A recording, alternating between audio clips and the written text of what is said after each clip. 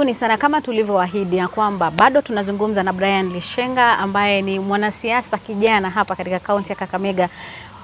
Katika chaguzi zilizopita za mwaka 2022 aliweza kuwania ama kugombea useneta kaunti ya Kakamega, lakini alipata kura kiasi cha haja, kura takriban 200,000 haswa, na akawa nambari ya pili baada ya Boni Halwale. Bado tunazungumza naye kuhusiana na maisha yake, lakini kwa sasa tunataka kuzungumzia masuala ya siasa. Ilikuwa kwaje ndio akajiingiza ama kujitosa katika ulingo wa siasa, na ni kitu gani haswa kiliweza kumvutia katika masuala ya siasa?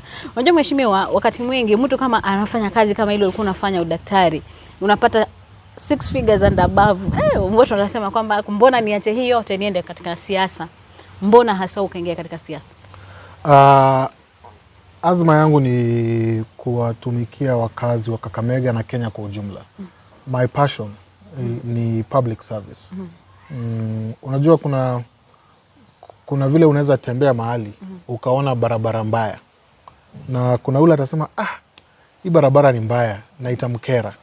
Lakini mimi nitasema ni mbaya, lakini in addition kwa kunikera, nitataka kufanya kitu kuhusu hiyo barabara. But somebody will ask, when you came in, you're just the first entrant pale, it was your first time kujaribu siasa. Mtu usema asiangeanza UMCA aende UMP ndiye aende nini? Mbona ukaanza tu senator pale kwa county?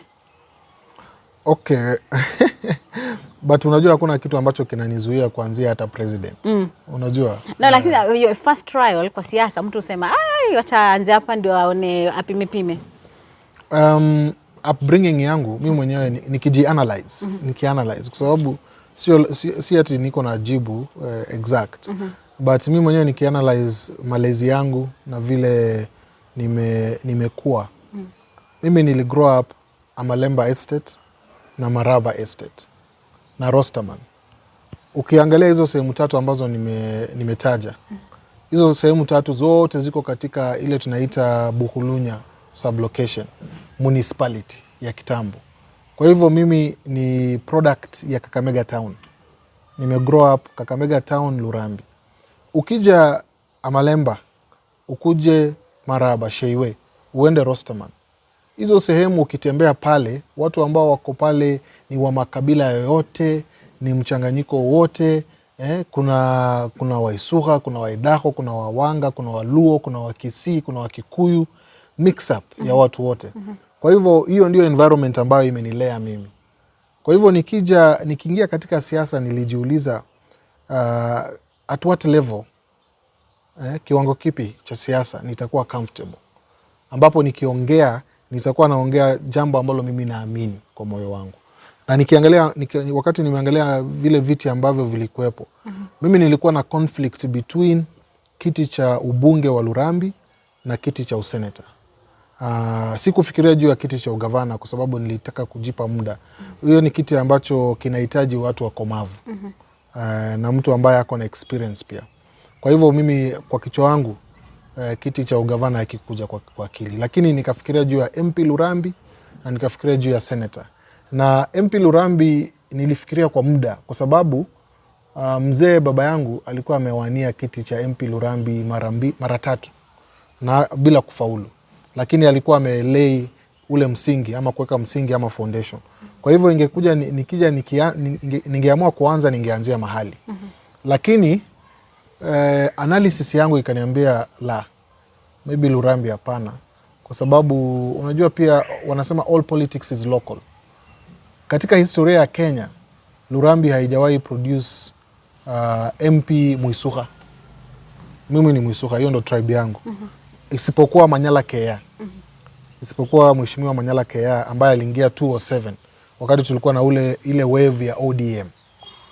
Na other than that, kwa sababu ya tribal pattern ya kura zetu, Waisuga hawajakuwa successful. Na nikaona kwamba yule ambaye anagombea hicho kiti ni Titus Khamala, mheshimiwa, ambaye alikuwa very popular. Hesabu yangu ikaniambia hapo siwezi make, sita make. Na labda ninge make, lakini kwa wakati huo nikaona hapana. Kwa hivyo nikaamua kwenda useneta kwa sababu tena niliona opportunity kwa sababu senator aliyekuwepo Cleophas Malala alikuwa ameshatoa azma ya kwamba anataka kuendea kiti cha ugavana. Kwa hivyo kulikuwa na vacancy kwa Senate. Na wakati huo ilikuwa inakaa mzuri kwa sababu senator aliyekuwepo anaenda mbele.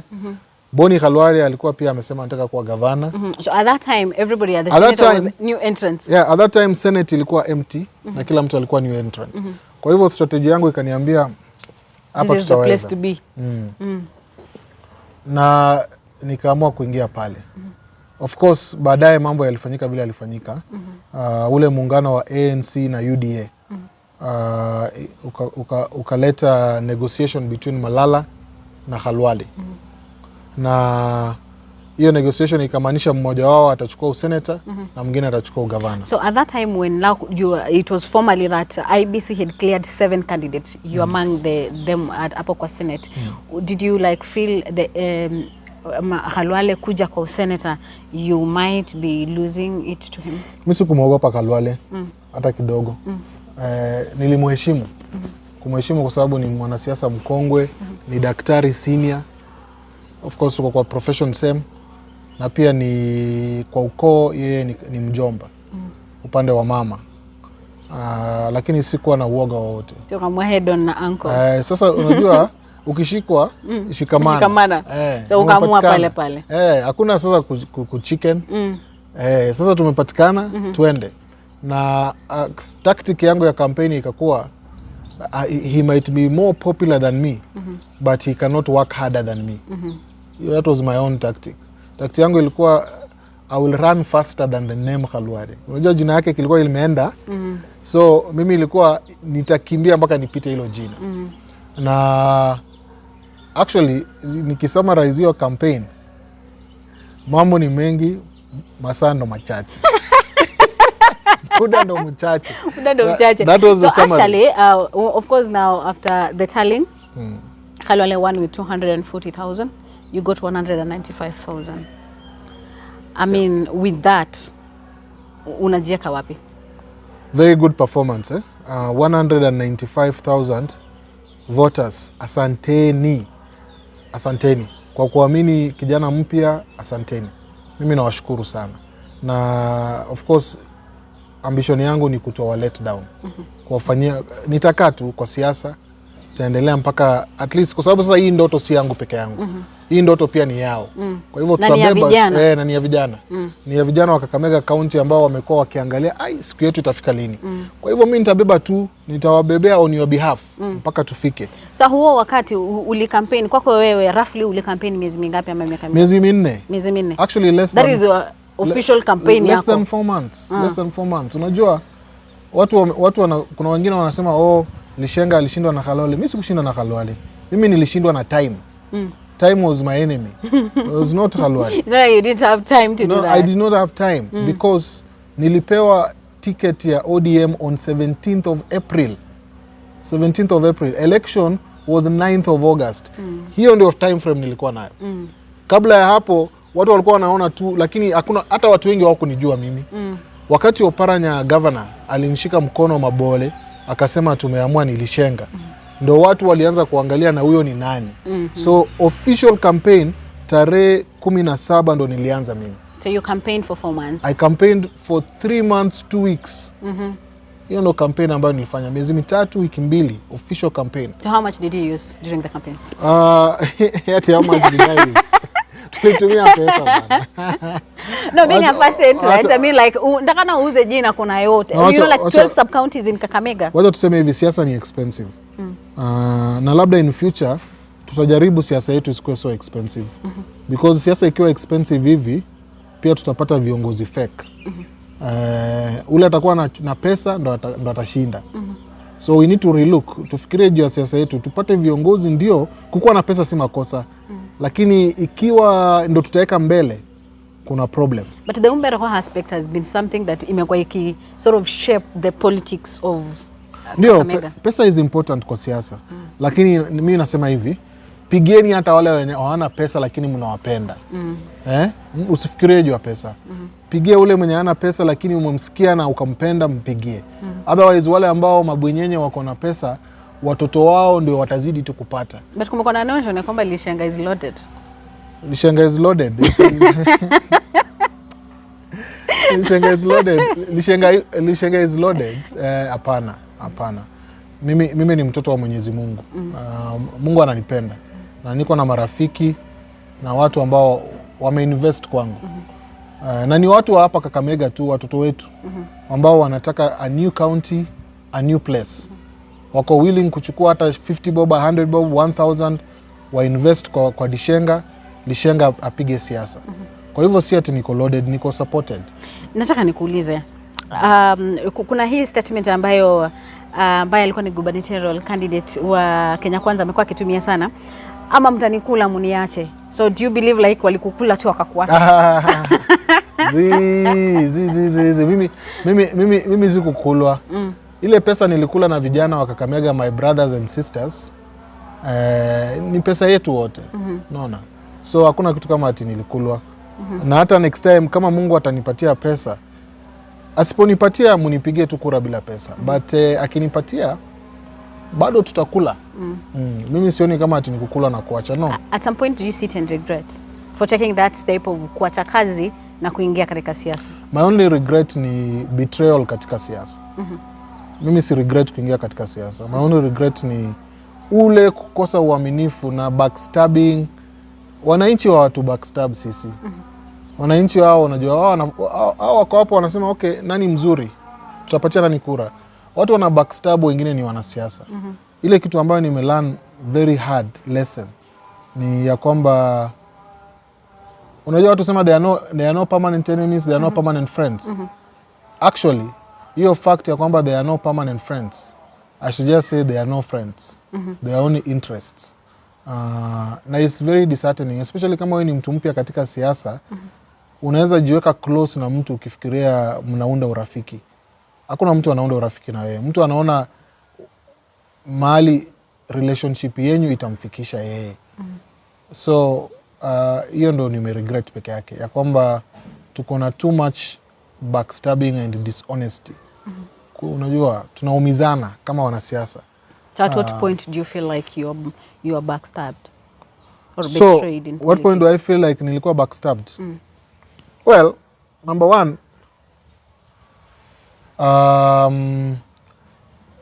nina wish ya kwamba muungano wetu wa Azimio ama ODM tunge campaign wote as a team. Hakungekuwa na wale wanaitwa sacred cows, wale ambao ni lazima wapite. Sisi wote ilikuwa lazima tupite. Unaona? Tindi Mwale akipita ni furaha yangu. Mama Elsie akipita ni furaha yangu. Na B akipita ni poa. But kulikuwa na some elements walikuwa wanaona viti vingine ni more necessary kuliko vingine. So some elements, not all of them. Unajua pia huwezi fanya blanket statement useme ati watu wote, hapana. Lakini kuna wale baadhi yao ambao walikuwa wanaona hii hata hii kiti ya Senate nani anataka, kuna haja gani? So unapata wewe unaenda unauza jina ya mtu kwa sababu unajua wewe una feel team spirit. Mazee hao ni watu wangu. Lakini mkono haurudishwi. Na mimi sikuwa najua mkono haurudishwi. Nilikuja kujua mkono haurudishwi wakati kura imepigwa. Sasa mkono ulikuwa urudishwe na wagombea wengine. Of course. Hakuna haja Lishenga akuwa anatembea na jina yako kila mahali. Na wewe hauwezi tembea na jina yake. What is that? Why didn't you have the joint campaigns? Because at some point tulikuwa na joint campaigns. Governor Oparanya aliorganize. Tulikuwa tunatembea pamoja, but joint campaigns unajua kuna wale warafiki ambao ni 50-50. Wakati mko na yeye anakuuza. So that is joint campaign. Mkitengana hivi cannot talk about you.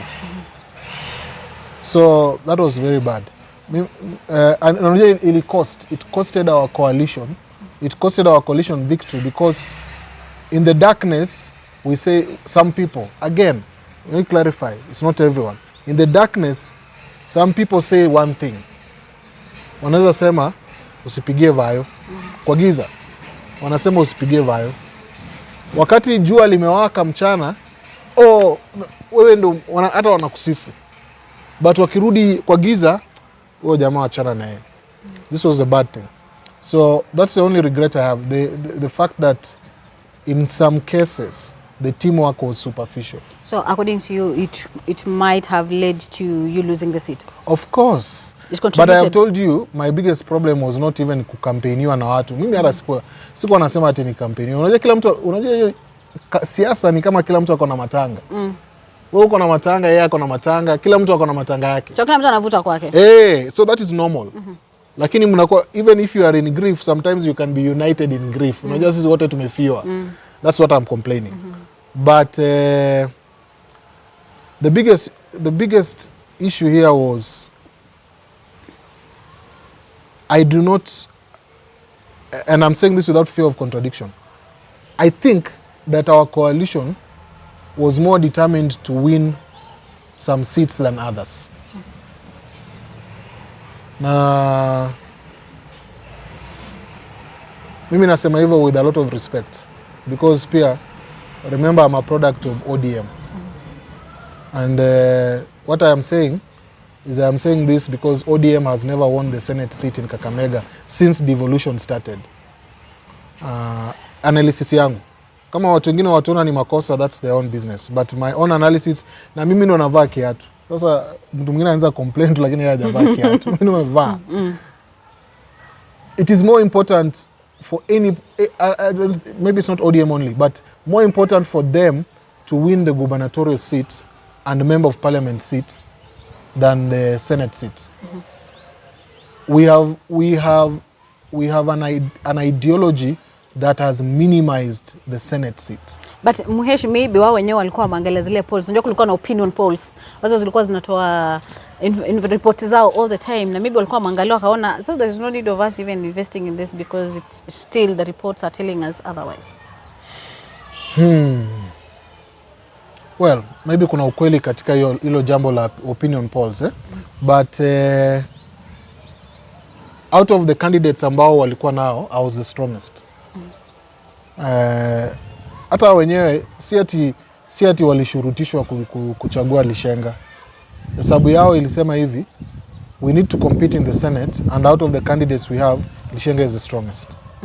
So even if opinion polls were bad for Lishenga, they were the best bad we could have.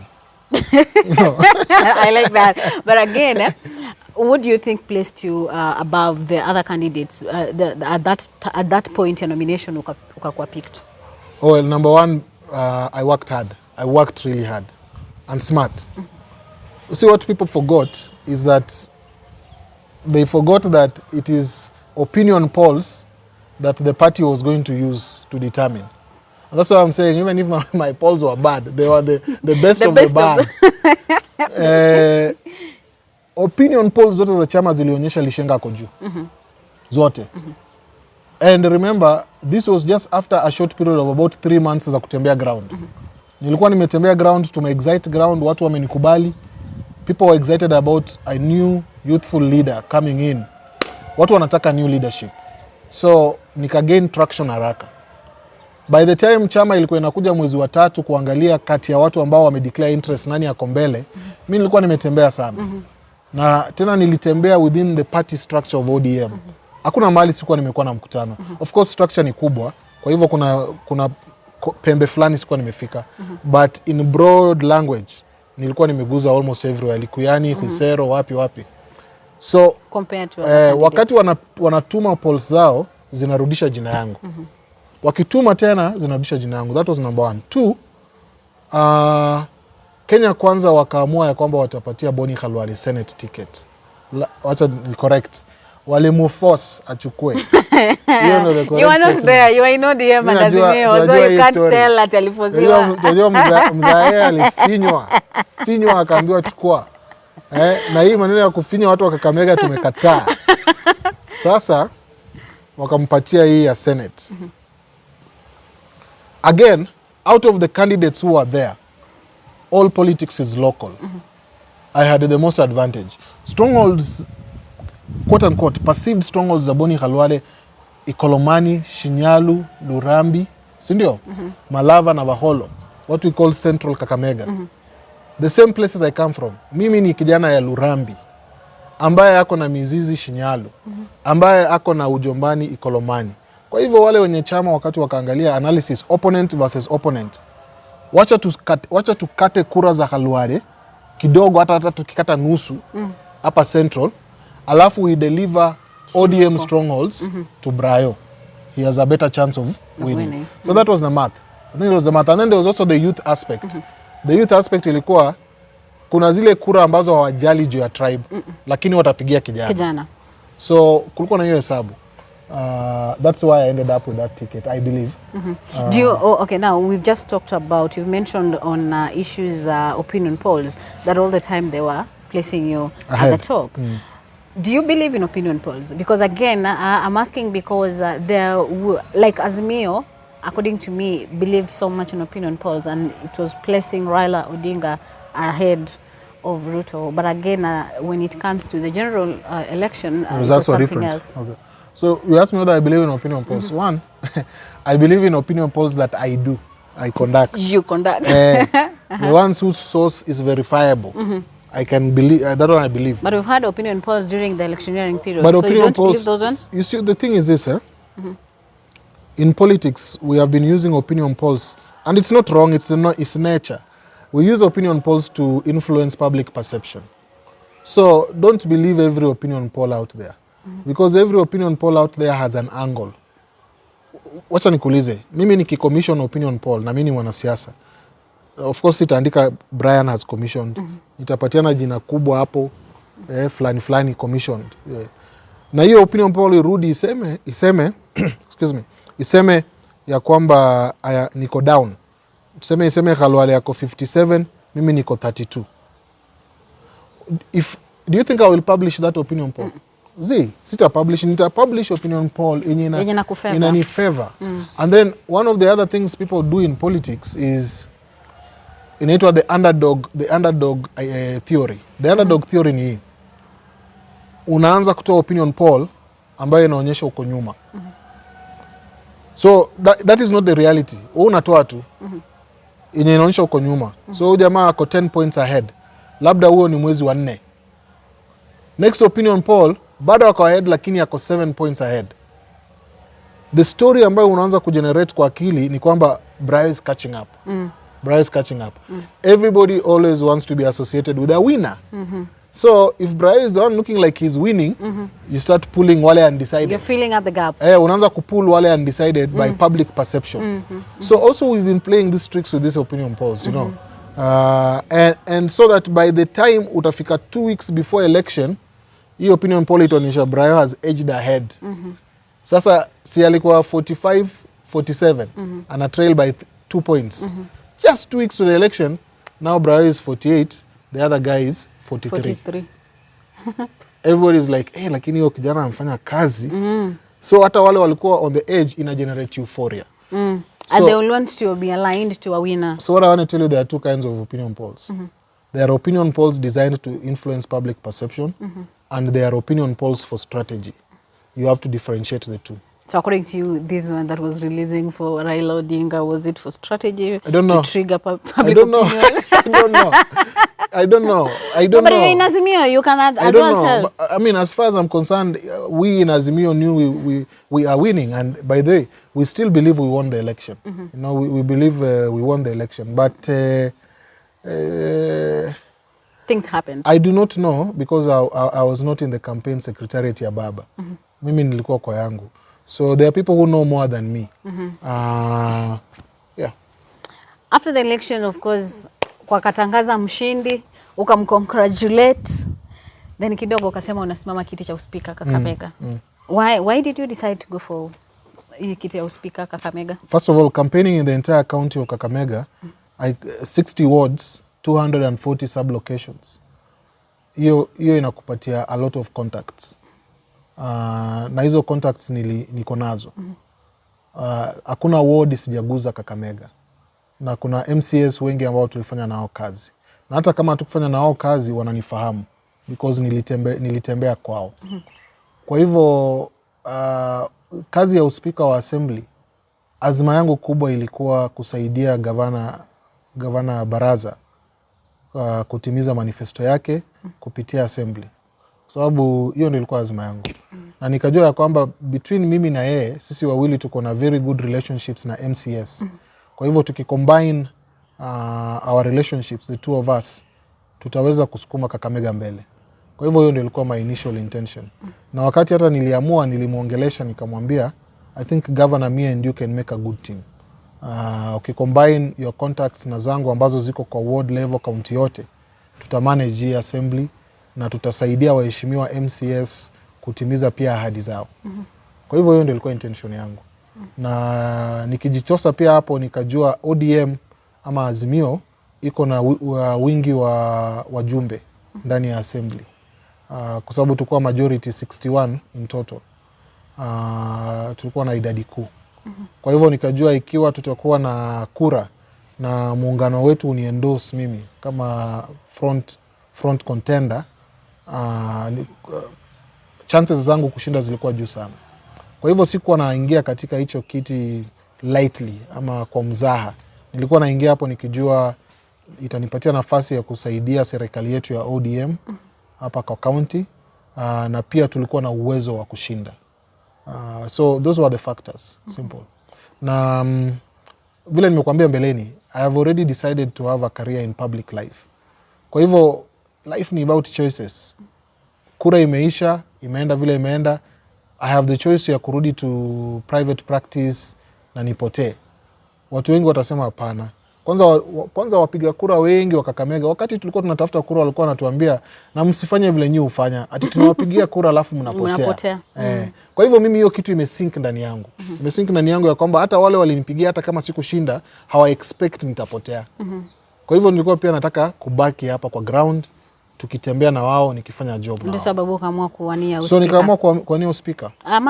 Actually kulingana na ile rekodi ambayo iko pale katika assembly, over 20 people walichukua zile forms za kujaza kutafuta uspika, lakini 10 na kitu hivi ndio waliweza kurejesha ukiwa mmoja wao.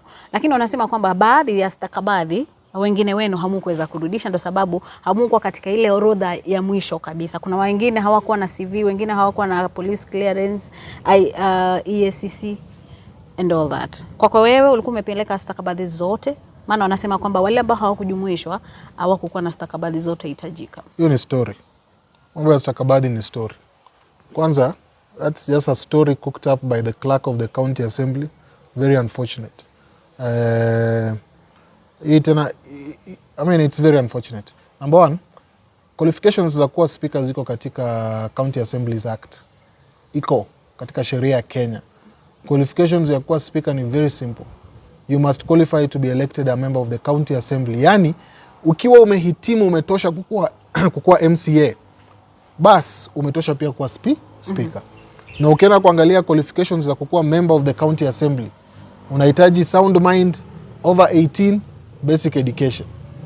Hii vitu vingine yote wanasema and fulfill moral and ethical nini. Let me just explain. All these things they wrote in their advert. Curriculum vitae, PIN, KRA, CV, academic papers, police clearance. These ones are, first of all, I should start by saying they are not in the law. They are not in the law. Unaona? And kumekuwa na kesi, kwa mfano Professor Tom Ojienda wakati alikuwa amechaguliwa kukuwa representative wa LSK kwa JSC, senator wa Kisumu sasa. Si walikuwa na mpinga ati yako kuwa na tax clearance ya KRA. Akaenda mahakamani. Koti ikarule ya kwamba his lack of that tax clearance does not bar him from being on the thing, on the service commission or for contesting for that. Wakasema ya kwamba ikiwa wewe utakuwa na shida ya kwamba integrity yake is in question, you are free to bring up a suit against that, but you cannot bar him from his right of occupying the office. So anyway, what I'm saying is this. So say for some reason, my curriculum vitae was plucked out of the application. How should that deny me the right to be voted for? What is a CV? Because they will want to you see know what is you. a They CV? want to get the background No, of but Lishenga, you have all my academic credentials. Unaona nilienda class 8 nilipata hii, nilienda form 4 nilipata hii, enda university nilipata hii, ziko certified by attorneys, master's degree iko, mtu ameenda shule. Sasa CV nini tunaandika? Si CV ni summary ya hii makaratasi nimeandika hapa. Nakuja wanaandika kwa CV I went to Musingu Primary, but you have the certificate.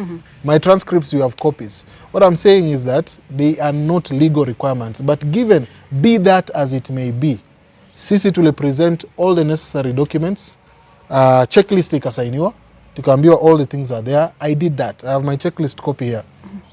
Now for somebody to later say that there was something missing, there is no evidence. Nobody has communicated to me. Nobody has told me what was missing formally. Why was I not shortlisted? I don't know. Na nilisema hivi, even IEBC, our highest electoral regulating body, when we were being cleared, by then ni upuzi tu. Mimi naweza kuwa cleared ku run for Senate na kiti ya speaker nishindo. When we were being cleared for running for Senate, if a document was missing, they were courteous enough to tell you, mheshimiwa, hatujaona document fulani, ebo harakisha utulete. How many times was Johnson Sakaja sent back and forth by IEBC because of degree? Did they buy him? He even went to court, but eventually they allowed. You see what I'm saying? So hata Wajakoya nilisema juzi, Wajakoya aliambiwa ana sijui nini signatures aziko, akapewa 3 days kwenda kutafuta hiyo makaratasi na akakuwa cleared.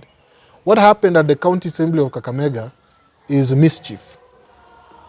Mischief ya kwamba Lishenga should not be speaker because Lishenga is a politician, Lishenga is ambitious, ataangusha serikali. Who told you? Mimi ni mwenyewe niko katika serikali ya ODM ya county. I'm a life member. uliandika kwa page, kwa social media kwamba you're a star that people wameogopa wa. Yeah, you see some people are misadvising each other, and this is the wrong way to start politics in Kakamega. Some people are misadvising each other. You cannot tell the governor. You cannot tell the governor that if Lishenga is the speaker, he's going to impeach you. Why should I impeach you? I don't have a vote. And in any case, we are in the same party. But where did you get all that? This is known. Hii maneno inajulikana. Because you see, I'm an ODM member and a very senior in ODM. So if my party is not endorsing me, I have a right to ask, why are you not endorsing me? And I asked. And after many kupiga corner, it became clear that somebody is under the false impression ya kwamba huyu kijana atakuja kusumbua sisi. Is it true? Utakuja kusumbua? Is that all you're giving? Lishenga ungesumbua? Saizi ndo nitasumbua. Now that I have been shunted aside for political reasons, I can say nitasumbua. It is my right to contest. I should have been beaten on the floor of the house. Wangenipeleka kwa assembly nishindwe hapo. Alafu ningesema fine, fair. But to shunt me out for political reasons, especially when our party controls the house and we bled, everybody bled, even the governor spent money, but I also spent. That one I should say like Uhuru Kenyatta, we shall revisit. That one we will revisit because... you are sure that you're going to get it? You had done lobbying and everything? Beside the point. I was very confident I was going to win, but beside the point. The point is, as a citizen of Kenya, it is my inalienable right to stand for an elective position in this country. To block me because of political reasons is an infringement on my rights. And there are a lot of people in Kakamega who are extremely disappointed.